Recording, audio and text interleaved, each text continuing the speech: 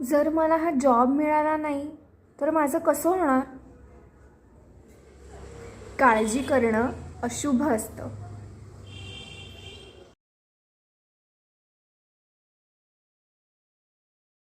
कोणी काही कामाचं नाहीये, सगळे नुसते पैसे उडवतात. तक्रार करणं पण अशुभ असतं.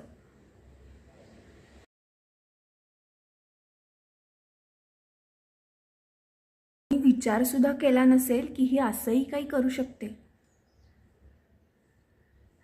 क्रिटिसाइज करणं अशुभ असतं.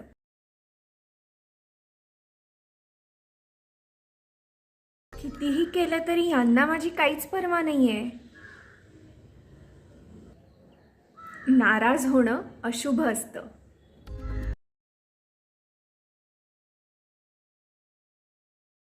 एवढे मार्क्स तरी मिळालेच पाहिजेत, म्हणजे आपल्याला समाजात तोंड तरी दाखवता येईल.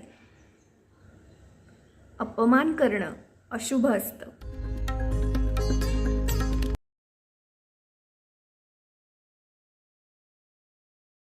खूप प्रयत्न केले, आता बास झालं. हार मानणं अशुभ असतं.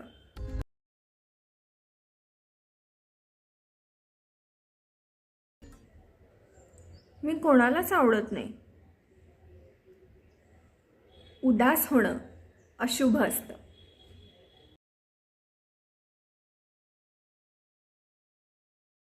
पण लहानपणापासून ऐकतोय की दिवा विझणं अशुभ असतं आणि दिवा नेहमी तेवत राहायला पाहिजे. पण नक्की कुठला दिवा विझल्याने आपलं जीवन अशुभ होतं?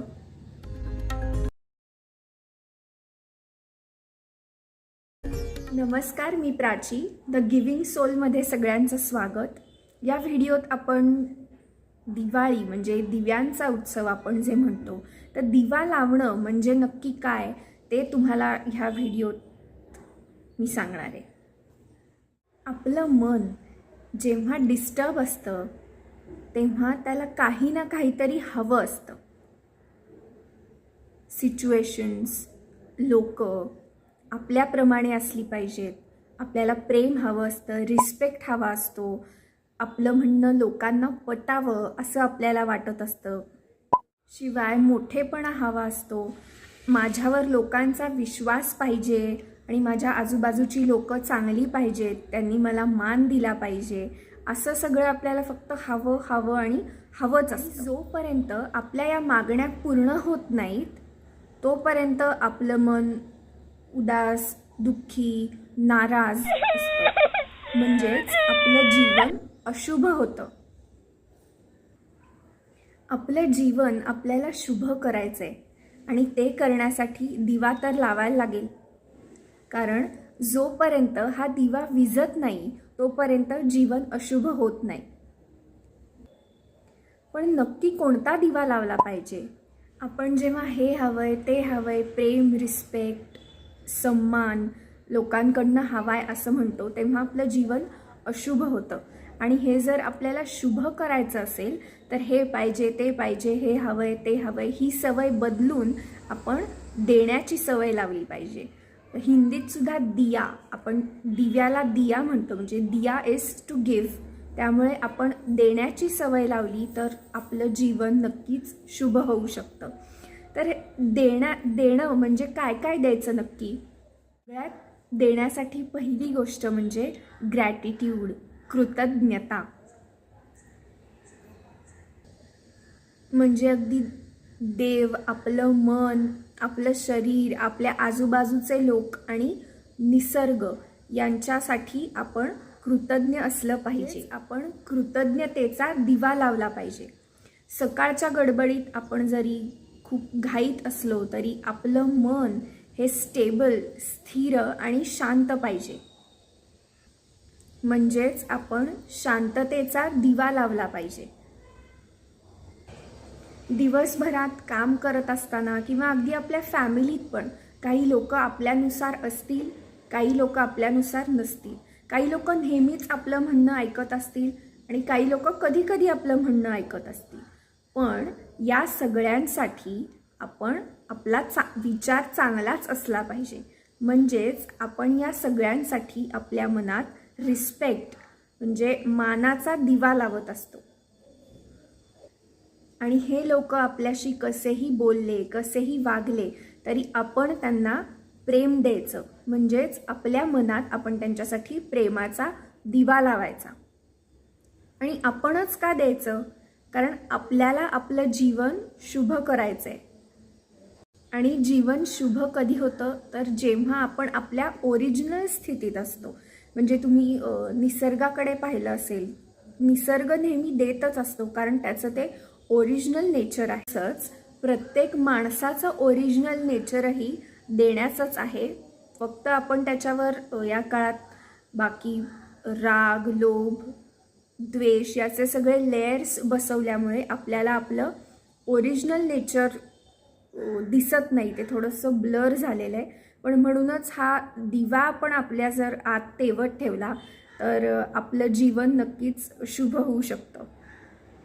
आणि आपल्या मनात लावलेला दिवा जर नेहमी तेवत असेल तर जेव्हा कुठलीही थोडीशी वाईट परिस्थिती जरी आली तरी या दिव्याची ज्योत हलू शकते. जसं वारं आल्यावर पणती किंवा दिव्याची ज्योत हलते. पण ही ज्योत आपल्याला स्टेबल ठेवण्यासाठी या दिव्यात तूप घालायची गरज असते. तसंच आपल्या मनात लावलेल्या दिव्यात तूप घालणं म्हणजे नक्की काय कुठल्याही परिस्थितीत आपल्या या दिव्याची ज्योत सांभाळणं खूप महत्त्वाचं आहे. त्यामुळे रोज सकाळी मेडिटेशन करायचं आणि त्यामुळे आपल्या मनाची शक्ती वाढवायची. आणि आपल्या मनाची शक्ती जशी जशी वाढत जाईल तसं तसं आपण हे पाहिजे ते पाहिजे ही सवय आपली हळूहळू बदलून आपल्याला देण्याची सवय लागेल. म्हणजेच आपल्याला इतरांना लव, रिस्पेक्ट, सपोर्ट देण्याची सवय लागेल.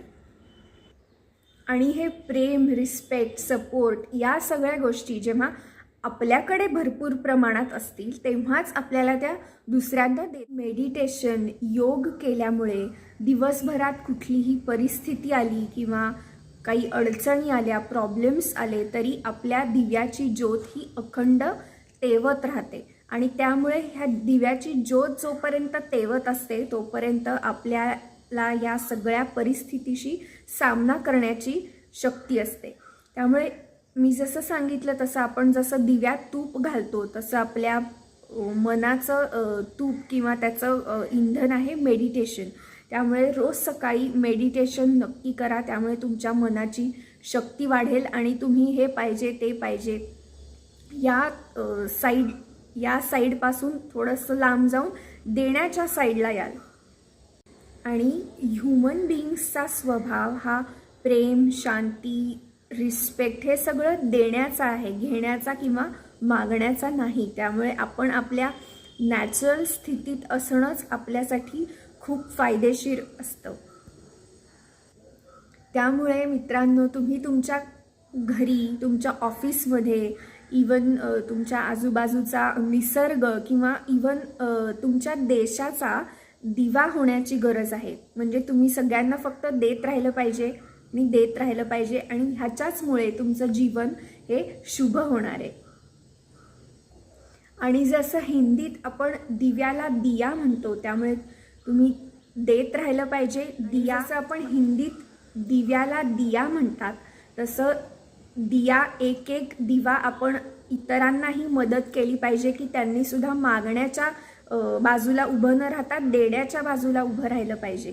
आणि असा आपण एक एक दिवा जेव्हा लावत जातो तेव्हाच त्याला दीपावली किंवा दिव्यांचा उत्सव आणि अशाच दिव्यांची दीपमाळा बनते. त्यामुळे तुम्ही या दिवाळीत कुठला दिवा लावणार आहात ते तुम्ही ठरवा. आणि असं जर तुम्ही देत राहिलात तर तुमचं फक्त दिवाळी 4 दिवसांसाठी लिमिटेड न राहता तुमचं अख्खं जीवनच दिव्यांचा उत्सव किंवा तुमच्या अख्ख्या जीवनाचीच दिवाळी होऊन जाईल. आणि तुम्हाला तुमच्या जीवनाची दिवाळी करण्यासाठी खूप खूप शुभेच्छा.